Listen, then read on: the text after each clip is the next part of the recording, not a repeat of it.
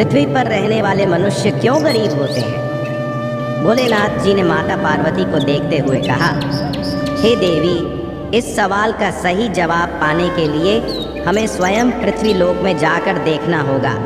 वहाँ ही हमें इस प्रश्न का असली उत्तर मिलेगा। माता पार्वती और भोलेनाथ पृथ्वी लोक को आ गए। जैसे ही वे वहाँ पहुँचे, उन्होंने एक गरीब जोड़ा देखा जो अपने जीवन की मुश्किलों को लेकर बातचीत कर रहा था। पति अपनी पत्नी से कह रहा था, कौन जाने मैंने पिछले जन्म में कैसे कार्य किए थे जिसकी सज़ा मुझे इस जीवन में भुगतनी पड़ रही है। मुझे गरीबी दिख रही है।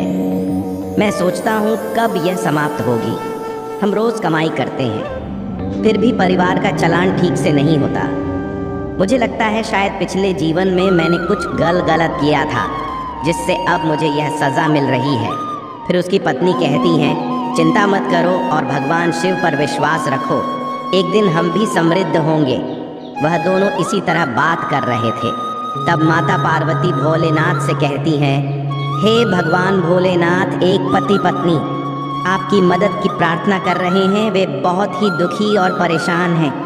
हे शंकर, मेरी विनती है कि आप उनकी मदद करें।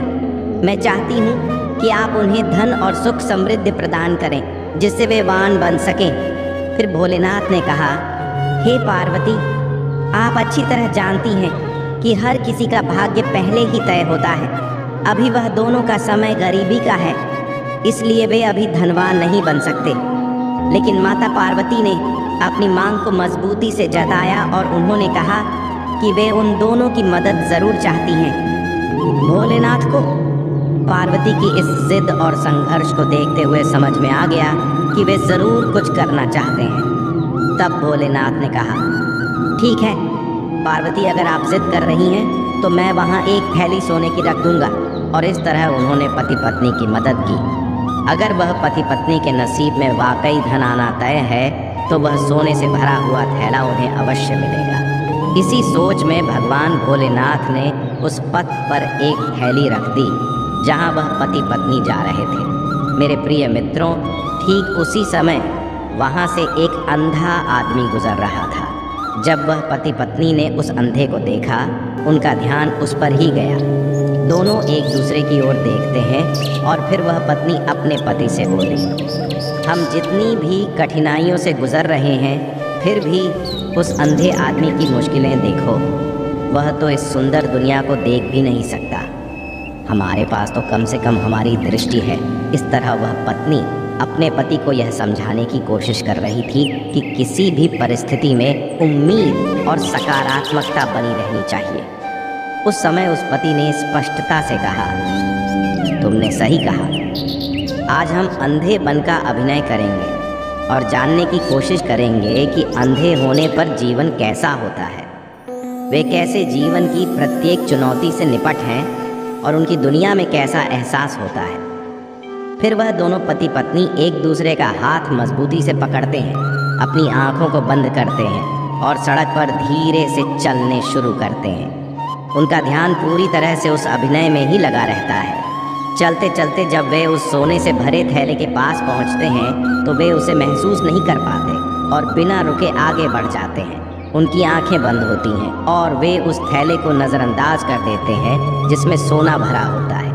यह उन्हें यह समझाने के लिए था कि कभी कभी हम अपनी समस्याओं में इतना डूबे रहते हैं कि हम असली समस्या को देखना भूल जाते हैं। जब महादेव भोलेनाथ ने माता पार्वती से कहा, देवी, आपने देखा है कि उन पति पत्नी की किस्मत में गरीबी है, वे गरीब हैं, इसलिए उन्हें धन नहीं मिला।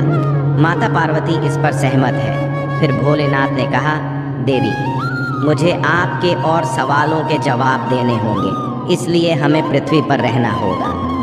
महादेव भोलेनाथ और माता पार्वती को कुछ समय तक यहाँ वास करना पड़ेगा।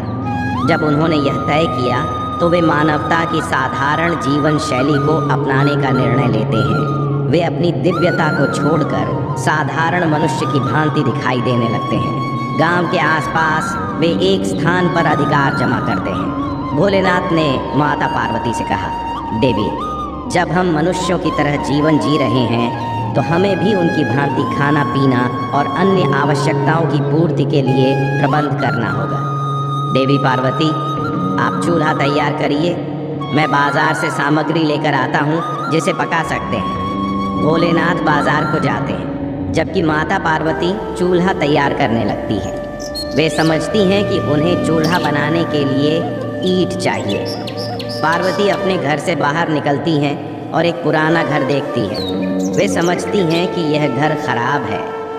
माता पार्वती सोचती हैं, इस पुराने घर से मैं कुछ ईंट ले लूँगी। फिर वह वहाँ से 5 या 6 ईंट उठाकर अपनी झोपड़ी की ओर वापस चलती है। जब वह अपनी झोपड़ी पहुँचती है तो उन ईंटों की सहायता से एक चूल्हा तैयार करती है और फिर भोलेनाथ की प्रतीक्षा में लग जाती है। जब भोलेनाथ झोपड़ी पर वापस आते हैं, माता पार्वती उन्हें दिखाकर कहती हैं, प्रभु आप देखें, मैंने कितना सुंदर चूल्हा बना दिया है। आप तो बाजार गए थे पर सामग्री नहीं लेकर आए। भोलेनाथ हंसते हुए कहते हैं, देवी अब सामग्री की ज़रूरत नहीं है, अब सभी सवालों का जवाब मिल जाएगा। भोलेनाथ ने माता पार्वती से पूछा, देवी जी आपने चूल्हा बनाने के लिए यह ईंट कहाँ से लाई? माता पार्वती मुस्कुराती हुई बोली, प्रभु यहाँ पास में ही एक पुराना और टूटा हुआ घर है, मैंने इन ईंटों को वहीं से लाया। महादेव अच्छा आश्चर्यचकित होकर पूछते हैं, लेकिन देवी यहाँ तो कई सुंदर घर भी हैं, आपने उन्हें क्यों नहीं चुना? माता पार्वती उन्हें देखती है और कहती है, महादेव वे सभी घर सच में बहुत सुंदर हैं और उनका ध्यान भी बहुत अच्छे से रखा गया है। उनकी सुंदरता और मजबूती को देखते हुए मुझे लगा कि मैं उन घरों को कैसे बिगाड़ सकती हूँ, इसलिए मैंने वहीं पुराने और टूटे हुए घर से ईंटें ली। भोलेनाथ हंसते हुए उनसे कहते हैं, आपका उत्तर स्पष्ट है। पार्वती फिर उन्होंने जोड़ते हुए कहा, वैसे ही जैसे आपने ईंटों के लिए वह पुराना घर चुना, इसी प्रकार मनुष्य अपने जीवन में अच्छे कार्य करता है और पुण्य अर्जित करता है। ये सब कर्मों का परिणाम है, जैसा कि हम सुनते और पढ़ते हैं। जीवन में हर किसी को वही प्राप्त होता है जो वह पहले कर्मों के जरिए अर्जित करता है।